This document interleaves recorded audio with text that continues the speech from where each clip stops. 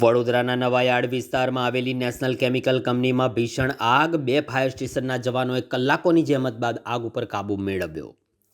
વડોદરા શહેરના નવાયાર્ડ વિસ્તારમાં આવેલી નેશનલ કેમિકલ કંપનીમાં આગ લાગતા અફરાતફરી મચી ગઈ હતી. આ બનાવની જાણ થતાં જ વડીવાડી, છાણીટીપી, તેર ફાયર સ્ટેશનના જવાનો તાત્કાલિક ઘટનાસ્થળે આવી પહોંચ્યા હતા અને કલાકોની જહેમત બાદ આગ ઉપર કાબૂ મેળવી લીધો હતો. સદનસીબે કોઈ જાનહાનિ થવા પામી ન હતી.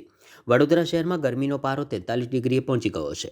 ગરમીના સતત વધી રહેલા તાપમાનની સાથે સાથે ઠેર ઠેર આગ લાગવાના બનાવોમાં પણ નોંધપાત્ર વધારો થયો છે. ત્યારે મધરાત્રિએ 1:30 થી 2 વાગ્યાના અરસામાં શહેરના નવાયાર્ડ વિસ્તારમાં નેશનલ કેમિકલ નામની કંપનીમાં અગમ્ય કારણોસર આગ ભભૂકી હતી. જોતજોતામાં આગે વિકરાળ સ્વરૂપ ધારણ કરતા ધુમાડાના ગોટે ગોટા નીકળ્યા હતા. આગની આ ઘટનાને લઈને આસપાસના રહીશોમાં પણ ભયનો માહોલ ફેલાઈ ગયો હતો. સ્થાનિકો દ્વારા બનાવ અંગેની જાણ ફાયર એન્ડ ઇમરજન્સી કંટ્રોલ રૂમમાં કરવામાં આવતા તાત્કાલિક છાણીટીપી, તેર અને વાડીવાડી ફાયર સ્ટેશનના જવાનો સ્થળ પર આવી પહોંચ્યા હતા અને પાણીનો મારો ચલાવી આગ ઉપર કાબૂ મેળવ્યો હતો. આ ઘટનાને લઈને સ્થાનિક રહીશોમાં પણ રોષ જોવા મળ્યો હતો. થોડા વર્ષો પહેલાં પણ અહીંયા આગ લાગી હતી. આસપાસ રહેણાંક વિસ્તાર હોવાથી આ કંપનીઓમાં ઘણી વખત આગની ઘટના બનતી હોય છે, તો લોકોમાં પણ હવે નારાજગી જોવા મળી છે. 2 ફાયર સ્ટેશનના જવાનોએ કલાકોની જહેમત બાદ સતત પાણીનો મારો ચલાવીને આગ ઉપર કાબૂ મેળવી લીધો હતો.